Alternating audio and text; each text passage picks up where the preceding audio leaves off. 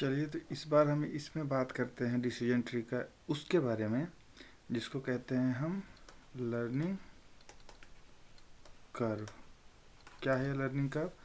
तो जो हम ग्राफ बनाते हैं, एक ट्रेनिंग सेट लेते हैं, ट्रेनिंग सेट रहेगा और एक कितना करेक्ट और ट्रेनिंग सेट पे आता है, उसके अगेंस्ट जब हम ड्रॉ करते हैं तो वो जो कर्व बनता है ना, उसको कहते हैं लर्निंग कर्व। तो ये जो कर्व बन रहा है हमारा, ये जो ग्राफ का, ये है लर्निंग कर्व। और आप देखेंगे कि जैसे जैसे ये इसमें ज़्यादा डेटा आता है वैसे वैसे ये एक्यूरेसी के करीब होते जाता है। तो इसको एक और नाम दिया जाता है जिसको कहते हैं हैप्पी कर्व। बिकॉज जितना डेटा हम दे रहे हैं उतना ज़्यादा सीख रहा है। एक डेटा दे रहे हैं कम सीखा, दो पे थोड़ा और ज़्यादा, तीन पे और ज़्यादा, 20 पे बहुत ज़्यादा, 40 पे और थोड़ा ज़्यादा, 100 दिए बहुत करीब गया, अच्छा सीख गया। तो इसको हैप्पी कर्व भी बोलते हैं क्योंकि ऑफकोर्स हैप्पी हो जा रहे हैं सीख के, इसलिए। और इस पे हम देख रहे हैं कि इस डेटा पे भी तो हम लोग कह सकते हैं कि हाँ 95% एक्यूरेसी दे रहा है। तो ये तो नहीं कहें कि बहुत ज़्यादा अच्छा है, लेकिन हाँ ये भी नहीं कहें ख़राब है। तो कुल मिला के है कि अच्छा आ गया 100 डेटा सेट के साथ। अच्छा, कुछ एट्रीब्यूट्स हमारे, जैसे मैंने पिछले लेक्चर में जैसे बोला था, कुछ एट्रीब्यूट्स हमारे काम के नहीं थे। जैसे कि अगर मैं देखे कि अगर तो 0 से 10 के बीच में जिसका वेटिंग टाइम था, तो उसमें मुझे देखने मतलब वेट करने की ज़रूरत ही नहीं पड़ रही थी। जिसका वेटिंग टाइम कम है तो उसमें एक्स्ट्रा दिमाग लगाने की ज़रूरत नहीं है, रिजर्वेशन रिजर्वेशन की ज़रूरत नहीं है कि 10 ही मिनट है, पट से कर लेंगे। या फिर कुछ डेटा और डाल सकते थे कि जैसे वीकेंड्स पे वहाँ पे मान लो कि कुछ अच्छा मिलता है तो वहाँ पे रुकना भी ज़रूरी हो जाता है, 60 से ऊपर अगर है तो भी, कि बहुत अच्छा चीज़ कुछ मिल रहा है।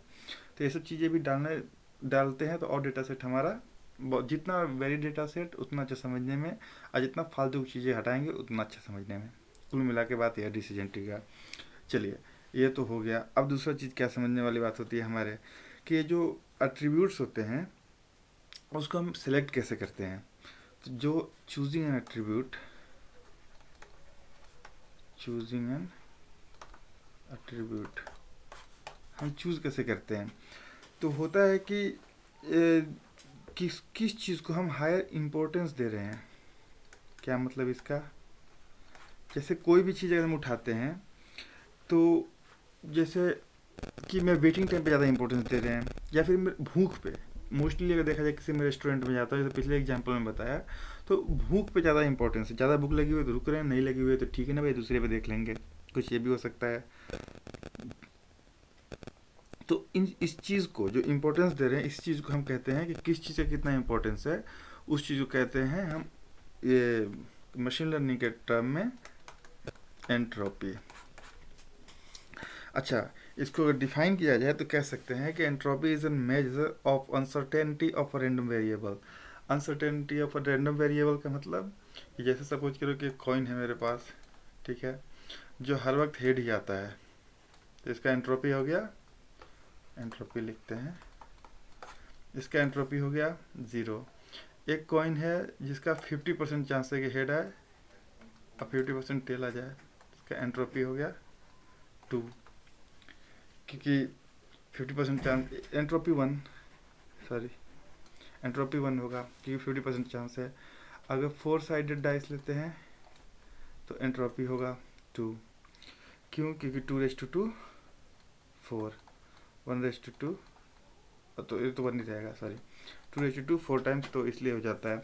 अच्छा, अगर किसी कोइन लेते हैं जिसका 99% ये चांसेस है कि हेड ही आएगा और 0.1% चांस है कि मे बी टेल आ जाए, तो 1% चांस है। तो कुल मिला के ये बात होगा कि उसको हम तो एक तो 0 करीब रहेगा फर्स्ट चीज़, क्योंकि उसका एंट्रोपी कुछ तो उतना अनसर्टेनिटी नहीं है, पर थोड़ा तो अनसर्टेनिटी है कि कभी कभी टेल भी आ सकता है। तो कुछ तो पॉजिटिव वैल्यू रहेगा और 0 के करीब में रहेगा, नेगेटिव भी नहीं जाने वाला है। ये तो कुल मिला के बात हो गया एंट्रोपी का।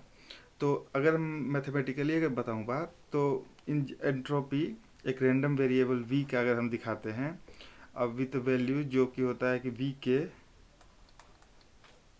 ठीक है, और प्रोबेबिलिटी अगर मैं निकालता हूँ, प्रोबेबिलिटी ऑफ इस टर्म का, प्रोबेबिलिटी ऑफ द वी के, मैं निकाल रहा हूँ एंट्रोपी तो किस हिसाब से होगा? Entropy H of V,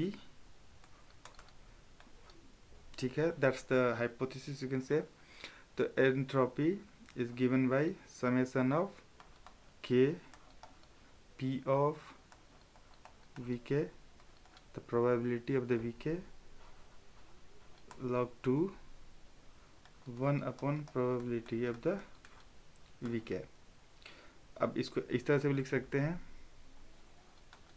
kth term probability of the Vk log of 2 base 2 probability of the Vk, अब 1 हटाते हैं तो माइनस। ये हमारा फॉर्मूला हो जाता है किसी भी चीज़ का एंट्रोपी डिफाइन करने का। तो entropy of a function can be given by this formula. अब अगले में बताते हैं इस फॉर्मूला का यूज कैसे करना है, हाउ टू यूज इट।